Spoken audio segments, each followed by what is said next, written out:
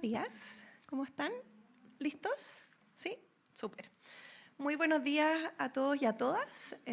Partimos esta semana con un lunes soleado, pero que avecina tormentas a partir del jueves 12 de junio.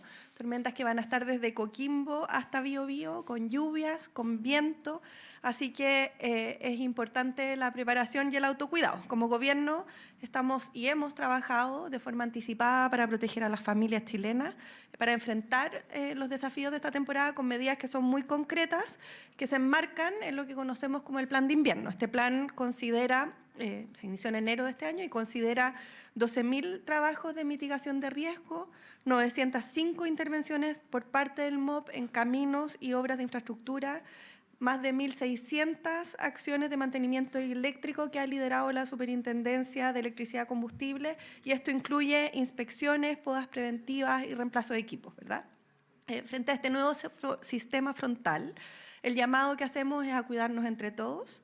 Es crucial mantenerse informado, particularmente a través de los canales de Senapred y sobre todo, como lo decimos siempre desde esta vocería, evitar compartir información o datos que no estén verificados. Asimismo, es el momento para quienes no lo han hecho de revisar techumbres, canaletas, y, por cierto, estar siempre pendiente a las instrucciones de la autoridad en caso de emergencia.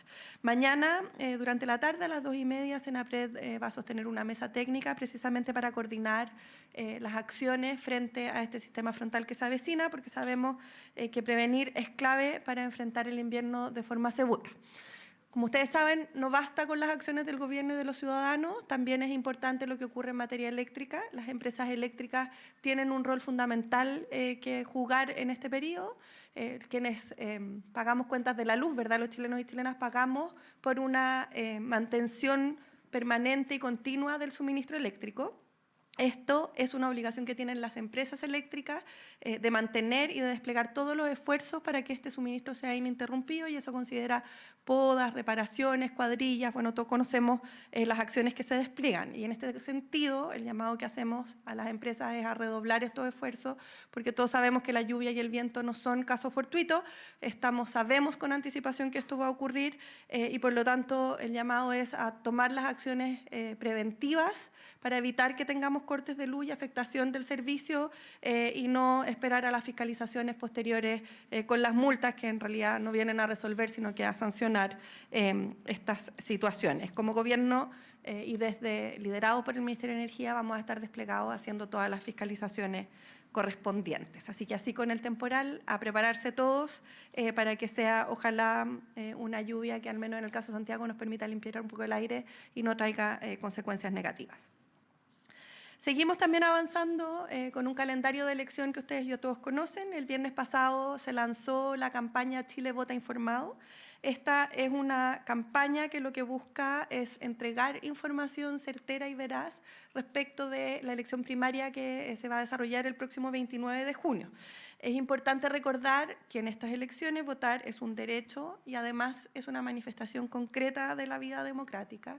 Y por eso como gobierno estamos trabajando para que estas elecciones se lleven a cabo de forma clara, segura y responsable, disponibilizando información en torno a locales de votación, horarios, documentos que se requieren y sobre todo el hecho de que se trata de elecciones que son voluntarias. No es así el ser vocal de mesa. El ser vocal de mesa es una obligación y por lo tanto es importante que todas las personas chequeen en el servicio electoral su información de votación y que si tienen alguna duda respecto de este proceso y de las elecciones que van a ocurrir el 29 de junio, que puedan visitar chilevotainformado.cl, donde van a encontrar información pertinente, actualizada y veraz respecto de este proceso. Junto con eso, seguimos cumpliendo con la ruta trazada por el presidente Boric en la cuenta pública, con una semana con actividades bien interesantes de avance, ¿verdad? La primera de ellas es el lanzamiento del pase cultural. Es un compromiso de la cuenta pública del año pasado, donde se entregará este pase por 50.000 pesos para jóvenes y personas mayores más vulnerables para que puedan acceder a distintas actividades culturales como teatro, cine, compra de libros, entre otros. Además de eso, esta semana vamos a tener una agenda legislativa importante donde cabe destacar el avance de la Ley Marco de Autorizaciones Sectoriales, permisos sectoriales, como se conoce más comúnmente. Este proyecto busca agilizar y dar certeza a la tramitación de permisos sectoriales, va a permitir seguir avanzando en el crecimiento de una economía que está en un punto de inflexión y donde vemos mes a mes cómo se van sumando las cifras positivas que superan incluso la expectativa. Lo vimos con IMASEC la semana pasada. Este proyecto lo que busca es fortalecer las inversiones y la competitividad de nuestro país y es una iniciativa que va a permitir, una vez aprobada, reducir sustantivamente el tiempo de tramitación de los permisos entre un 30 y un 70% dependiendo del tipo de iniciativa de que se trate. El proyecto todavía está en sus últimas fases, ¿verdad? Salió de la Comisión de Hacienda del Senado en su segundo trámite y ya está a puertas de terminar la tramitación, sumándose a las buenas noticias en materia económica, que no son solo las cifras, sino que los cambios y modificaciones y transformaciones estructurales que hemos empujado desde este gobierno precisamente para impulsar con mayor fuerza el crecimiento de nuestra economía. Esta semana seguimos avanzando también con el Plan Nacional de Búsqueda. El presidente encabezará junto al ministro de Justicia y Derechos Humanos, Jaime Gajardo, y la subsecretaria de Derechos Humanos, Daniela Quintanilla, la entrega de carpetas de calificación a familiares de víctimas de desaparición forzada y ejecución política. Todo esto en el marco del Plan Nacional de Búsqueda, que ya lleva un par de años de ejecución y que avanza precisamente entregando información a los familiares y de esa forma avanzando en este compromiso que asumimos como gobierno desde el primer día. Asimismo, y en otro ámbito, aquí me paso a ciencia, como ustedes saben y ya es tradición, tuvimos la semana pasada una muy buena noticia con el lanzamiento del programa Municipios a la Vanguardia, con IA al final. Este es un programa donde funcionarios municipales de 15 municipios de todo Chile van a aprender a utilizar inteligencia artificial para resolver problemas propios de los municipios y de esa forma mejorar y acelerar gestión en los municipios en directo beneficio de los vecinos y vecinas. Problemas como la detección de microbasurales, las rutas de recolección de basura, el acelerar los procesos de licitación, por ejemplo, de compras públicas en los municipios, o incluso acercar a los vecinos y vecinas los distintos beneficios sociales que pueden acceder a partir de las municipalidades, son desafíos que se van a abordar desde este programa Municipios a la Vanguardia. Y por último, y como la tecnología no existe sin ciencia y la ciencia no existe sin quienes hoy día trabajan en el ámbito científico, esta semana daremos por iniciados los diálogos para un mejor trabajo en investigación, que lo que busca es promover condiciones laborales más justas, estables y sostenibles. Es un trabajo que se hace de la mano de la Organización Internacional del Trabajo, con diálogos participativos en todas las macrozonas y por lo tanto invitamos a todos quienes estén interesados de participar en este proceso a inscribirse en la página web del Ministerio de Ciencia, www.minciencia.gov.cl. Como ven, una semana cargada de lluvia, viento, buenas noticias, avances en los compromisos de gobierno y también en una agenda legislativa para seguir cumpliendo con lo que los chilenos y chilenas esperan de nosotros. Vamos a las preguntas. Vamos. Hola, ministra, ¿cómo está? Buenos días. Buenos días. A esta hora hay pescadores artesanales junto a parlamentarios oficialistas que están llegando aquí al Palacio de la Moneda pidiéndole al presidente que intervenga en la discusión sobre fraccionamiento pesquero. Particularmente lo que solicitan es que se revierta el porcentaje asignado a la merluza común. El diputado Brito ya hemos conocido que ha tenido críticas al ministro Grau, ambos son del mismo partido, por este mismo tema. Y más allá de lo técnico de la tramitación, ministra, queríamos preguntarle si al gobierno le preocupa que haya parlamentarios oficialistas que se cuadren con las críticas a un ministro del gabinete, qué respuesta se le entrega a los pescadores y también qué llamado se le hace a los parlamentarios en la tramitación de este proyecto.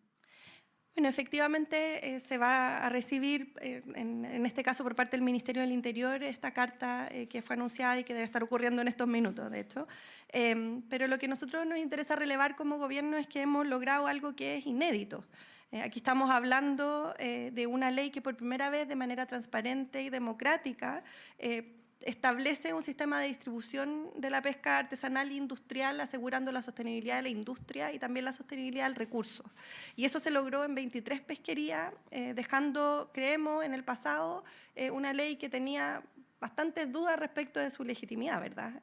Y parte de los compromisos que teníamos como gobierno era precisamente avanzar en una discusión que fuera abierta, democrática en el Congreso y que nos permitiera dejar atrás ese episodio que generó, por supuesto, tanta preocupación y desconfianza en la institucionalidad. Dicho eso, y como ocurre en todos los acuerdos, es imposible llegar a uno que deje 100% satisfecho a todas las partes.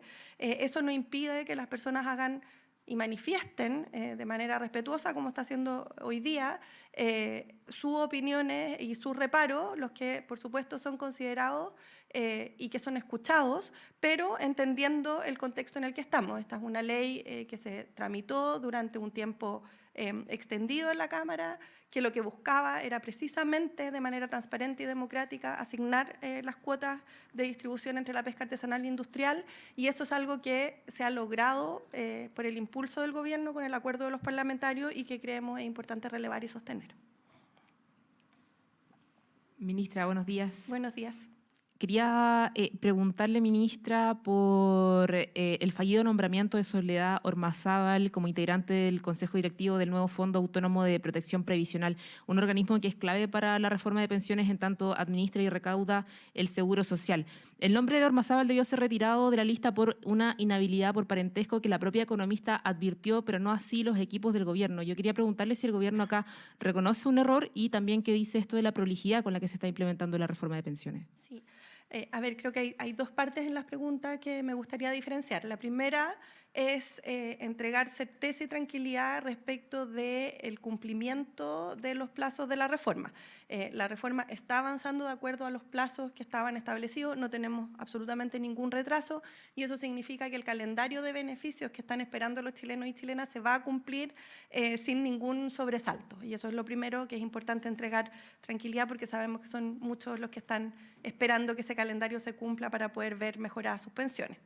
Lo segundo, que es respecto de los nombramientos, y lo abordó la subsecretaria de Hacienda hoy día también en una carta en el Mercurio, es que el análisis de inhabilidades se hace, por cierto, por parte del gobierno, pero existen inhabilidades que están relacionadas con relaciones, en este caso participación en empresas, de personas que están vinculadas ya sea por matrimonio, acuerdo de unión civil o parentesco en primer grado de consanguinidad con las personas que el gobierno propone, que en este es el caso. Y en esos casos corresponde a la persona cuyo nombre se está proponiendo relevar precisamente la existencia de esa inhabilidad. Y por lo tanto, una vez conocida por parte del gobierno, se tomaron las medidas pertinentes y a su respuesta, esto es parte del proceso, pero insistimos, lo que le corresponde al gobierno es el análisis de los antecedentes a los que podemos tener acceso, esto es por la revisión que se hace de los candidatos y candidatas, pero hay inhabilidades que solo son posibles de conocer si es que son presentadas y relevadas por la persona cuyo nombre se está sugiriendo, y eso no ocurrió en este caso. ¿Descarta un error entonces en este caso? Por supuesto, aquí se llevó adelante un proceso muy riguroso de análisis de antecedentes, pero como le decía, hay antecedentes que nosotros de oficio podemos conocer, otros que no es posible conocer si no son alertados por las personas cuyo nombre se propone. Ministra, quería llevarla al debate sobre el acuerdo Codelco-Soquimich. Usted en abril pasado acusó a la candidata Evelyn Matei de desconocer los avances que se han hecho como país. Esto porque la candidata quiso revisar la conveniencia de la alianza Codelco-Soquimich.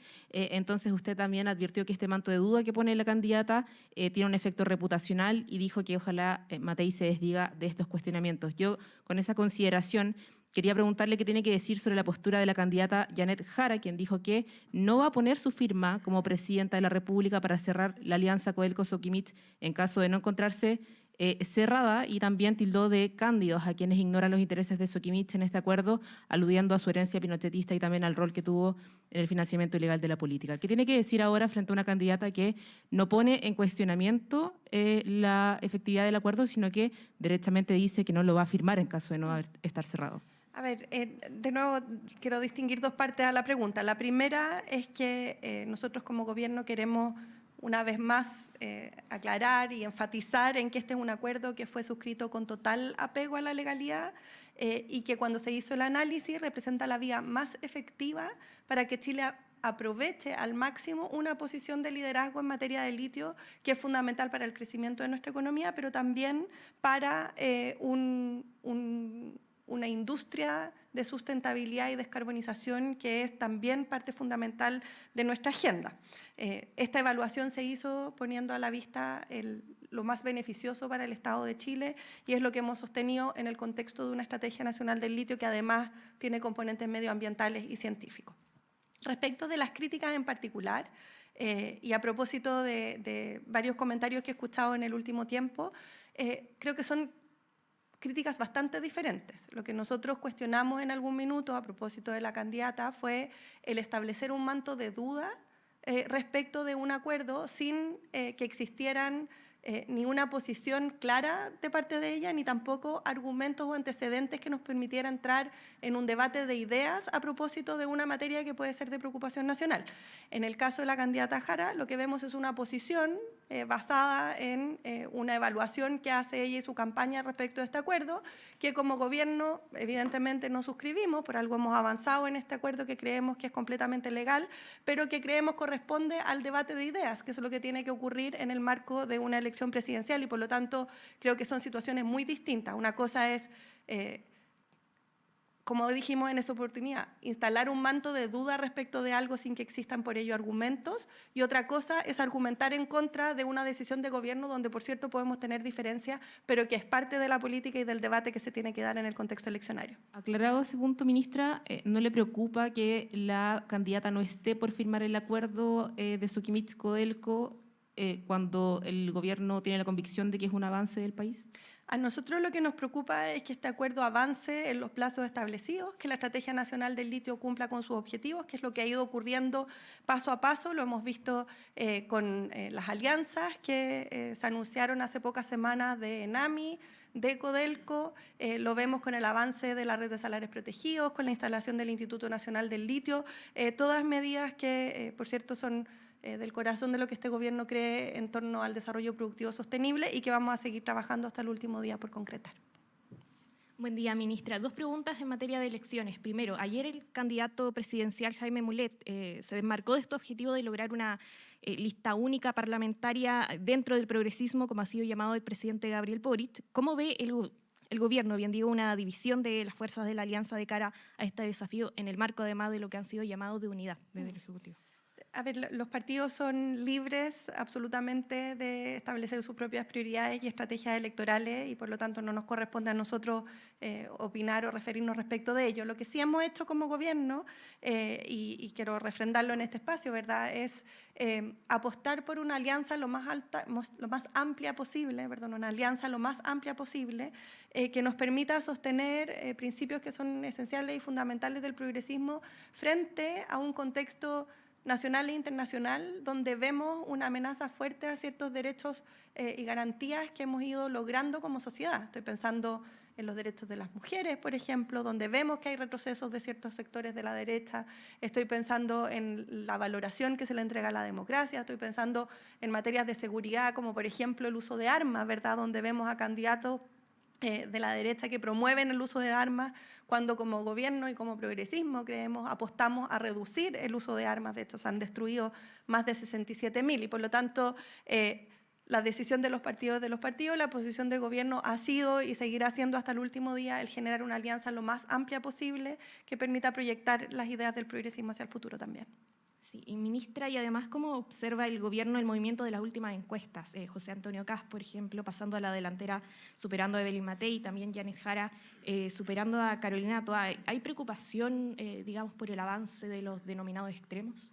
El gobierno está preocupado, como le señalaba, preocupado de implementar la agenda con el conjunto de medidas que tenemos y que estamos lanzando esta semana, de la contingencia a propósito de los temporales, de promover alianzas amplias y acuerdos, que es en lo que hemos trabajado con mucho énfasis y energía durante este periodo, y las encuestas se las dejamos a los comentaristas políticos que seguro tienen mucho que decir al respecto, pero nosotros nos abstenemos de opinar de aquello.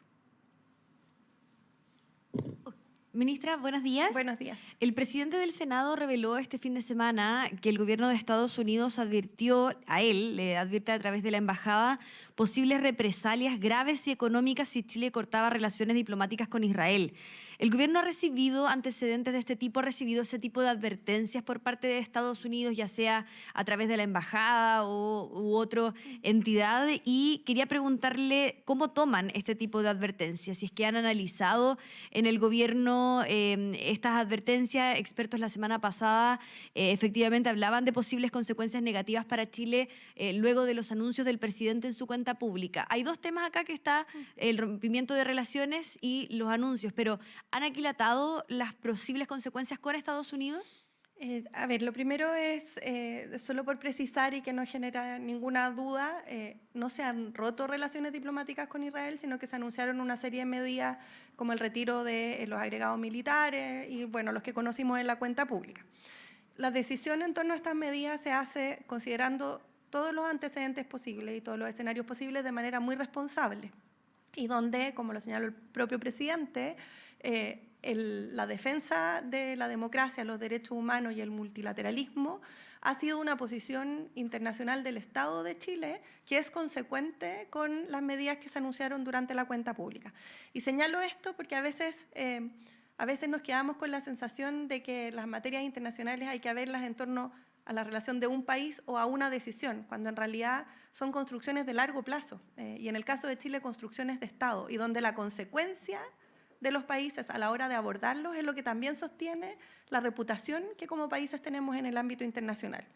En ese contexto se tomaron las decisiones, como les señalo, de manera informada y responsable, que se alinean con nuestra política de Estado y que se alinean con lo que muchos países están haciendo en esta materia frente a una situación en Gaza que creo todos hemos visto, que es absolutamente injustificable y que tiene que ver con la muerte de miles de civiles, de niños en muchos casos, con una destrucción masiva de infraestructura. Respecto de las alertas específicas que pueden recibir los senadores, es normal que las embajadas tengan relaciones con los senadores. Nosotros tenemos una relación fluida y una conversación permanente con Estados Unidos. El mismo canciller tuvo una conversación con el secretario de Estado de Estados Unidos la semana pasada, si mal no recuerdo. El contenido específico de esas conversaciones se mantienen en el ámbito diplomático y por lo tanto no me puedo referir a ello públicamente, pero sí entregar la tranquilidad de que aquí estamos frente a decisiones que han sido pensadas, informadas y responsables, que son consecuentes con nuestra política de Estado, que son consecuentes con lo que vemos está ocurriendo en el ámbito internacional y que dan cuenta de una consistencia y permanencia de una visión en torno a los derechos humanos, la democracia y el multilateralismo, que sabemos son muy importantes. Entonces, ¿no hay preocupación en el gobierno respecto a las represalias que podría tomar Estados Unidos con Chile en caso de que se rompan relaciones con Israel? Porque si bien el presidente no anuncia ese rompimiento en su cuenta pública, tampoco lo han descartado desde el Ejecutivo. Hasta la fecha, como le decía, todas las acciones que se han tomado de análisis y de monitoreo están en curso. En materia internacional nos gusta hablar en base a los hechos, ¿verdad? Más que adelantar o especular. En los hechos podemos decir que no ha habido ninguna consecuencia, ni sanción, ni nada por el estilo respecto de los anuncios. Lo que sí vemos es consistencia en la política internacional de nuestro país en torno a la protección de estos tres valores. Ministra, llevarla a otro tema sobre el proyecto de aborto. Sí. ¿Cuándo el Ejecutivo va a ponerle urgencia a esta iniciativa para que ya pueda iniciar su tramitación en las comisiones respectivas? Las urgencias se van a ir analizando y conversando con las secretarías de las distintas comisiones con el objetivo de darle todo el espacio a la discusión y el diálogo, y también considerando el resto de los proyectos que están en tabla. Esto es un diálogo permanente entre el Ejecutivo, la SECPRES en este caso, y el Congreso, y por ahora las medidas necesarias se han tomado para precisamente, insisto, tener un debate en torno al aborto que sea lo más amplio posible y que nos permita construir esos acuerdos, aunque eso tome tiempo. Nos han hecho la pregunta varias veces de si aspiramos a que este proyecto se tramite completo durante este periodo de gobierno. Más bien lo que nosotros aspiramos es a que se dé un debate informado, con apertura de mente, que nos permita construir un acuerdo que, bueno, ojalá sea en este gobierno, pero si pasa al siguiente, es dentro de lo que está presupuestado también. Aquí necesitamos que ese debate se dé y se dé, ojalá, con la participación de muchos expertos de evidencia científica para que se tome la mejor decisión posible. O sea, se van a tomar su tiempo, no lo van a tramitar a la rápida para que salga o se vote en sala en este gobierno, en esta administración. No vamos a apurar un debate que sabemos que es necesario y así lo hemos dicho desde el primer día. Ministra, buenos días. Buenos días. Bueno, queríamos saber finalmente cómo va a responder el gobierno respecto a este comunicado que publicaron ayer los internos de la cárcel de Punta Peuco, quienes aseguraron que la capacidad que tiene actualmente ese recinto de albergar a más personas está sobrepasada, esa capacidad actual que tiene el penal Punta Peuco, y finalmente todo esto se da en el marco de lo mismo que había anunciado el presidente Gabriel Boric, de poder derivar o enviar reos condenados por delitos comunes a ese penal. ¿Cómo se puede responder a esta situación? Todo también considerando que Raúl Mesa, el abogado de los representantes de los internos de Punta Peuco, dijo que estaba evaluando la presentación de un recurso para poder detener finalmente este anuncio del gobierno. A ver, lo primero, y como siempre decimos, las personas que creen que sus derechos están siendo vulnerados pueden presentar todos los recursos que estimen pertinentes y hacer uso de las herramientas institucionales, eso siempre ha sido así. Dicho eso, la postura del gobierno ha sido muy clara. La postura del gobierno apunta a eliminar los privilegios aún existentes para víctimas de delitos de lesa humanidad. Y eso supone la modificación de un decreto que le daba esta categoría especial al penal Punta Peuco, categoría o privilegio que creemos no corresponde en un marco democrático y conocido todo lo conocido, transcurrido todo lo conocido, y que es una posición valórica, hay que decirlo, donde hemos visto hay diferencias de opinión y por lo tanto tienen que discutirse en el marco de la política esas diferencias de opinión, pero donde el gobierno ha sido de una sola línea. Dicho eso, eliminado el privilegio, la gestión del penal pasa a Gendarmería igual que cualquier otro penal y por lo tanto será Gendarmería quien tiene que hacer las evaluaciones de qué tipo de reos pueden estar ahí, cuántos más o menos tienen que estar y eso es un análisis propio de la gestión carcelaria que le corresponde a Gendarmería una vez que se ejecute este decreto que anunció el presidente. Claro, pero en esta carta ahí los internos de Punta Peuco dicen que la capacidad está sobrepasada. No sé si ustedes tuvieron ese antecedentes al menos antes de hacer el anuncio, si el ministro de Justicia o alguien del gobierno lo está viendo para ver si finalmente eso es así o no es tan así, no está tan sobrepasada la capacidad como ellos dicen. Es que por eso distingo los dos planos. Uno es la categoría del penal Punta Peuco, que es la eliminación de un privilegio que existe para ciertos condenados, que es lo que existe hoy día y que eso se va a eliminar. Y una vez realizado eso, la gestión, es decir, cuántos más reos, qué tipo de reos, en qué tiempos esos reos, es algo que le corresponde a Gendarmería como ejercicio de gestión carcelaria, igual como lo hacen respecto de cualquier otra cárcel. Y por lo tanto, esa evaluación es una que le corresponde a Gendarmería a la luz del sistema penitenciario en su conjunto. Súper. Muchísimas gracias. Que tengan buena semana. Limpien sus canaletas.